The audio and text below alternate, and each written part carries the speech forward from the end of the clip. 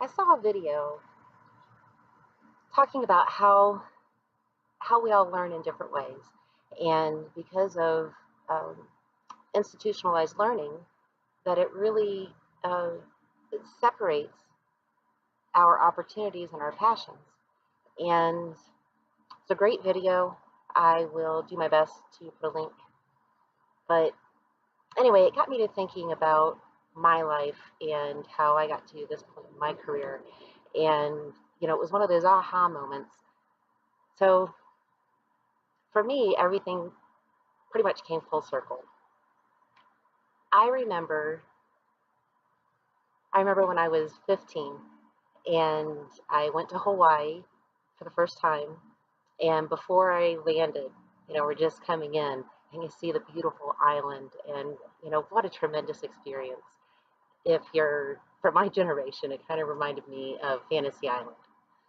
So anyway, I had always had this passion for whales and dolphins.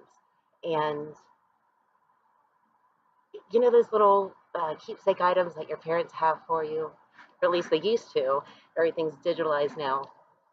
And you would include your school picture, and these are my friends and my fun activities, what I want to be when I grow up, that.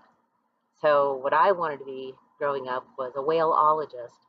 And then I figured out that that wasn't really the correct term. And then I went for oceanography. And anyway, so since I was about in second grade, I wanted to be a whaleologist. And as I'm flying into Hawaii, I just remember, speaking out loud, but I didn't know anyone was listening to me. And I said, this is where I want to go to school. This is where I want to be an oceanographer. And I was told no. I was told it was too expensive. We'll never see you. My parents, of course. And, that chopped off an opportunity for me for my passion. And since then, I've had interviewers who have asked me, well, what's your passion? What have you always loved? And, if I would ever be honest and say, oh, whales and dolphins, then I get, I would lie, say something that sounds great, ties right into the company culture or something. But if I had been honest and replied to the next question, and that is, so why aren't you doing it? I'm completely stumped. With the exception of that was my experience, I was told no. So I go on to college, and I truthfully have no idea what I want to do. Um, I have a lot of interests. I have a lot of passions. I want to try everything. I want to dibble. I want to dabble. There's so many things I want to do, but I don't know. And I didn't have any time to really explore that, because then you're in college and you have your social life and your academics. It's a priority at all. And I probably had a good 7 majors. Oh, good 7 majors. I wanted to do it all. And then there was another theme that came along with that. So each time a passion came in, or just a new interest at least, yeah, I want to explore this avenue, that I was told no. There's no money in it. There's no future as a profession for that. It really doesn't matter what it was. I'm not going to tell you. But looking back, again, those boxes, those parameters started really closing in, and I didn't realize that I was being herded. So I ended up not following my passion, and I was lost for a long time. I ended up getting a degree in sociology, behavioral and social sciences, and it was great. I loved it. I loved all the exploration and just finding out about different cultures and societies and how people interact with lifestyles, and it was fantastic. What you do with that for a living, I have no clue, because everything else that I wanted to do actually had a progression onto a career.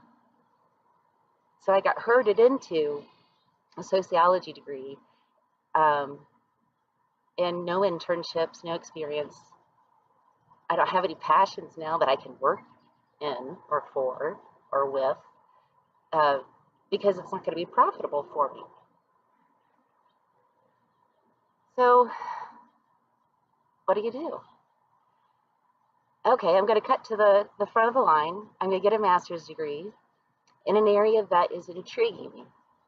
And, excuse me, that ended up being a dual degree, public administration, training and development. And I love that because of the diversity I could then provide for a different type of passion. So now the roles were switched.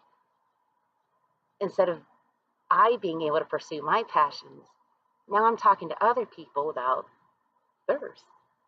So see how it comes full circle? Um, no, it's not a bad thing. I mean, everything in life is simply a learning experience that you grow upon. But that was my realization. That was a nice bridge for what happened when I was 15, or before that, when I was in first or second grade, wanting to be a whaleologist.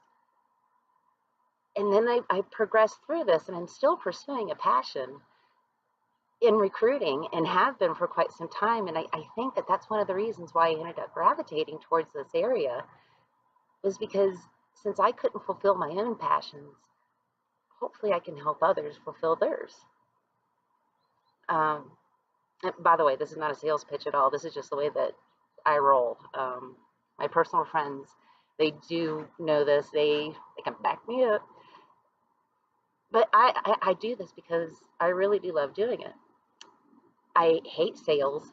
I That's the one thing I don't like about the recruiting industry, is that there's a lot of a sales aspect to it. Yes, there's a sales aspect, but it's not sales.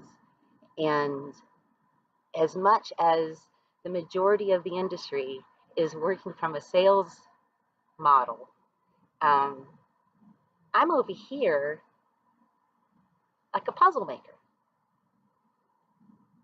because I love it. I love fitting the pieces of the puzzle together because it's right. And when it's right, it flows. It flows for everyone involved. There's no having to make it happen and having to push for this or that. Um, that's when you know things are really clicking together. So um, here I am, very excited about how my life in review has come to this point. And I want you to reflect upon your life and lifetime and career and passions, um, and ask yourself, did anyone start closing those parameters in on you? Maybe it was only about money, or maybe it was never about money, and who cares? But whatever it was, are you are you fulfilling your passion? And that's so important that we celebrate all these differences, because no two people truly learn the same. Those who say that they're slow learners, ADD, ADHD, they just have their own style that needs to be taught to. They need to find their own groove that allows them to express their passions in a positive way, so it ends up contributing in such a fantastic way to, it's the effect to my community, to my company, to my state, country, world. So I have something very exciting to share with you. With each person I interview, I'm going to be asking them about what has always been your passion, and did you follow it? Why or why not?